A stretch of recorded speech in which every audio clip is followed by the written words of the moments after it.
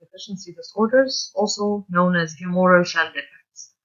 We're going to go through the different stages of B-cell development, types of antibodies, causes of antibody deficiency, potential clinical presentations, how to diagnose an antibody deficiency, and how to treat a patient with some tips about IVIG replacement therapy.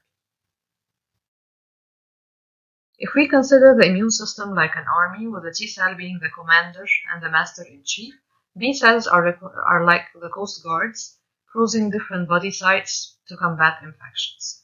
We have different types of antibodies, IgM, IgG, IgA, IgT, and IgE. And as you heard in the first lecture, the type of infection dictates which type of PID you should suspect. So if you get infections with extracellular encapsulated microorganisms, or specifically enteroviral infections, you should think of an antibody deficiency disorder. Antibody deficiency disorders were first diagnosed in the 50s by Dr. Bruton, who diagnosed a patient with low immunoglobulins in the serum and recurrent infections. And this is why it is called X-linked gamma globulinemia or Bruton's disease. Now we go to the basic physiology just to remember the basic functions of antibodies. Antibodies are Y-shaped structures, and as you see, their basic function is to neutralize microbes. As you see, they can combat the infection by direct neutralization, sometimes by activation of complement, or by opsonization for phagocytes, making the organism more tasty for phagocytes to attack the organism. The basic structure, again, it's a Y-shaped structure with 2 light chains in green color and 2 heavy chains in the red color. It is divided into 2 regions, the constant region at the base and variable region at the top of the antibody. Variations or rearrangements in the constant region, in orange in the top of the slide, allows the body to produce different types of antibodies, meaning they produce IgM and then switch to IgG, may produce IgE, whereas recombinations, deletions in the variable or the VGJ segment allows the production of different subtypes of antibodies. So the variations in the constant region allow for different isotype switching, different antibodies, and variations in the VGJ segment allow for different subtypes against different pathogens. The defect in B-cell development may occur through any of the steps of development. You have a stem cell that matures into a pro-B cell, an early pre-B cell, a late pre-B cell, and then matures into a mature plasma cell which produces antibodies eventually. A block in any stage along the way may lead to an antibody deficiency. Now we come to the presentations of antibody deficiencies. Again, you mainly get infections with bacterial infections, encapsulated organisms. You may get a pneumococcal infection, Haemophilus influenza type B, meningococci, Haemophilus influenzae, streptococci, Moxarella catarrhalis, mycoplasma. All may present with pneumonia, sepsis, meningitis, bronchitis, sinusitis, and/or arthritis. And you may get an enteroviral infection, and we'll get to this in a while. Again, there may be enteritis caused by Gardia lamblia or Campylobacter pylori infection. Antibody deficiencies may not necessarily present with infections. They may also present as autoimmune disorders. And this is very common in cases of IgA deficiency or common variable immune deficiency. They may have any of the enlisted antibody presentations. They may have any of the autoimmune syndromes like ITP, autoimmune hemolytic anemia, juvenile idiopathic arthritis. They may have neutropenia. They may have systemic lupus. They may have any of the presentations enlisted here. A third presentation that may happen is presentation like inflammatory disorders or IVIG picture. Predominantly humoral deficiencies or antibody disorders are classified into mild disorders and severe disorders. Mild disorders include transient hypogammaglobulinemia of infancy, which is just a slowing of the physiological maturation and production of antibodies, selective IgA deficiency, subclass deficiencies, or specific antibody deficiency. The severe disorders include the X-linked A-gamma globulinemia, the common variable immune deficiency, and the hyper-IgM, because they have also involvement with the T cells. So whenever T cells sometimes are involved, like with the hyper-IgM syndrome, this gets more serious. So if you test the patient for antibody deficiencies, and you get all immunoglobulin isotypes low, with no B cells or CD19 on testing, if this is a boy, then this is an X-linked A-gamma globulinemia. In very few cases, this may be autosomal recessive. If this is a girl, then this is autosomal recessive A-gamma globulinemia. The next scenario is you get low IgG, low IgM, low IgA, but you have a normal number of B cells and T cells. So this may be a case of hypogamma globulinemia or common variable immune deficiency. A third scenario may happen where you get no IgA with normal B cells in response to vaccines. This is a case of IgA deficiency, but this is only diagnosed above 4 years of age. Sometimes you may get very low IgG and IgA with a very high IgM values and a normal number of B cells. If this is a girl, this is an autosomal form of hyper-IgM. If this is a boy, this might be hyper-IgM type 1 or autosomal recessive form. There are further steps that you can do. Sometimes you test for natural antibodies after vaccination or response to vaccines. And beware, the secondary hypogamma globulinemia must be ruled out. You do get low immunoglobulins if you have protein losses for any cause, if you have hepatic insufficiency with decreased formation, if you have malabsorption or malnutrition. So the message is, whenever we evaluate immunoglobulins and immunoglobulin subclasses, we have to do this in relation to age. And mind you, with two very important points, there is a physiological drop underlined around 6 months of age, and this is the drop physiologically that occurs with a drop of maternal acquired antibodies. So this is normal to get a drop around 6 months of age. And then IgA deficiency, as you can see, may also remain low up to the age of 2 years, and in some studies up to 4 years. So we never diagnose IgA deficiency before this age. Now we come to a case scenario. This is a 15-year-old male with negative consanguinity, with a family history of 3 females, age range from 6 to 16 years, and 1 male. They have 1 maternal uncle who died at the age of 2 years. The presentation was repeated pneumonia since the age of 2 years with recurrent draining ears. At 9 years, this child developed pneumonia and pleural effusion. At 12 years, he developed a lung abscess and suppletive knee arthritis with staph aureus. He was always chesty with clubbings, a cyanotic tinge, dyspnea, and hepatomegaly. The weight was 25 kilograms and the height was 129 centimeters for a 15-year-old, so all below the 3rd centile. CT chest revealed 2 cavitary lung lesions and a consolidation patch with fibrotic bands. Complement was normal, anti-nuclear antibodies were negative, and this case was not proved to be tuberculous. Testing for the antibodies revealed low IgG, low IgM, and low IgA, and a CD19 count for the B cells of 0%.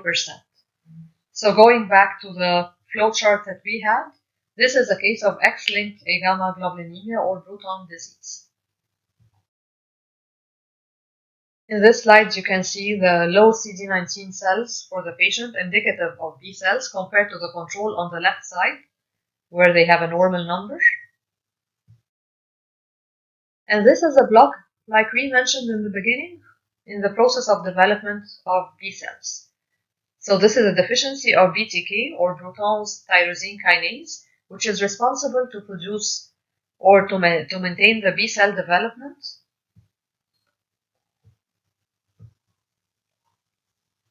And mutations in this gene account for 85% of X-linked or A-gamma globulinemia cases. Some cases have different other mutations, or sometimes the mutations are not still recognized. Again, a representation of the blocks along the development of B cells.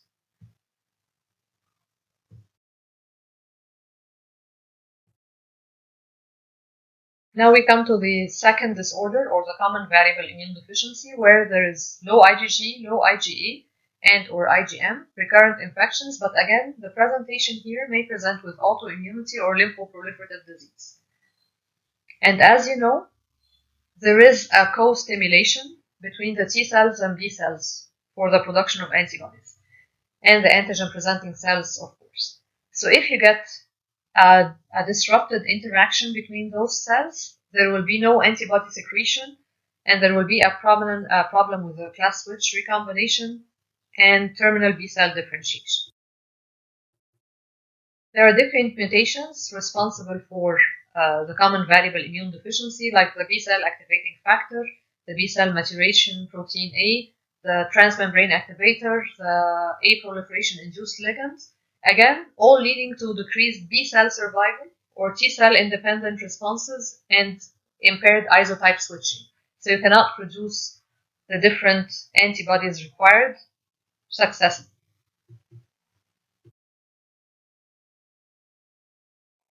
A third type of antibody deficiencies is the hyper IgM syndrome. Again, in this group of disorders, you have a delayed interaction. This is a CD4 T cell, and this is the B cell.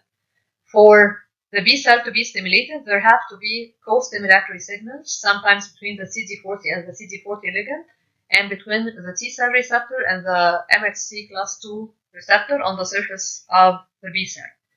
If those co-stimulatory signals are impaired, sometimes because of deficiency in the CD40 ligand or the CD40, or for different disorders, again, you get impaired B cell development, impaired class switch recombination, and impaired production of antibodies. In hyper IgM cases, the most frequent type is type 1, and this is a combined defect.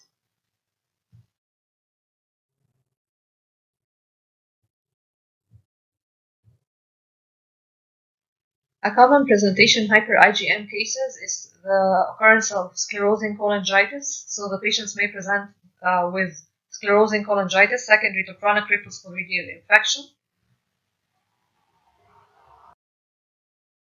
And this is another case scenario. An 8-month-old boy admitted to another hospital because of progressive respiratory distress.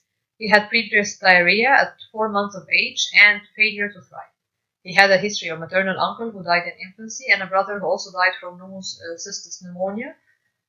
Pneumocystis jirovecii was demonstrated in the bronchoalveolar lavage. IgG level was low. IgM level was very high. CD3 count was normal. CD4 count was normal. CD8 was B cell counts were 33%, and the response to phytohemagglutination was normal. Despite ICU therapy, he died 1 month after admission. This is a collective presentation of IgA deficiency and transient hypogammaglobulinemia of infancy. At birth, you get the physiological nadir that we discussed over here. But again, this represents the transient hypogammaglobulinemia in the dotted blue line, which is a delayed maturation. We get the IgA deficiency in the dotted orange line at the bottom.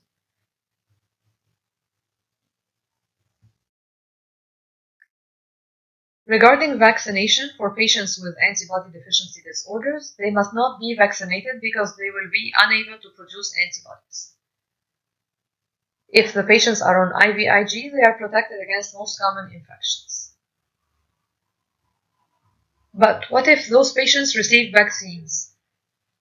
Certain kinds of vaccines, like the oral or the live polio vaccine, may cause very serious disease in those patients. So they are prohibited. Because again, those patients are particularly vulnerable to enteroviral infections. If they get vaccinated with polio vaccine, they may get a paralytic disease.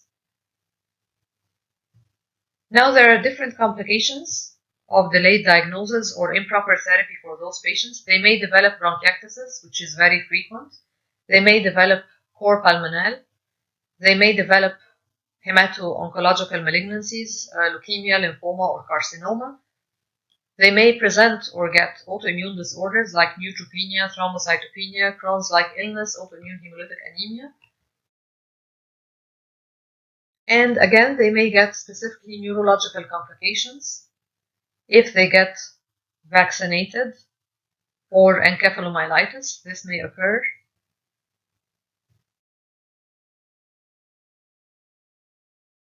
Now, to manage predominantly antibody deficiency disorders, you need to replace the missing factors. So you give them regular intravenous immunoglobulins or subcutaneous immunoglobulins.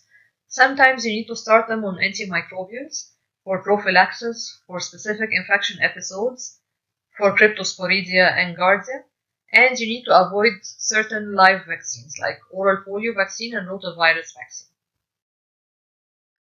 Now, regarding intravenous immunoglobulin therapy, there are FDA-approved indications like allogeneic bone marrow transplants, chronic lymphocytic leukemia, common variable immune deficiency, ITP, pediatric HIV, primary immune deficiency disorders, specifically humoral defects, Kawasaki disease, chronic inflammatory demyelinating polyneuropathy or Guillain-Barré syndrome, and as replacement for preterms before sepsis occurs. IVIG has immune modulatory actions if given in large doses. And to treat by IV immunoglobulins, you need to give recommended doses. In average, about 400 milligrams per kg every month. The dose ranges again between 400 and 700 milligrams per kg, and dosing intervals may be from 3 to 4 weeks. You need to have pre-infusion or trough levels. They should be more than 5 grams per liter. But the problem is the treatment is very pricey and it's unavailable because it's a biological. Now, the WHO and the International Union of Immunological Societies have a lot of recommendations for IVIG products to allow their use in different disorders.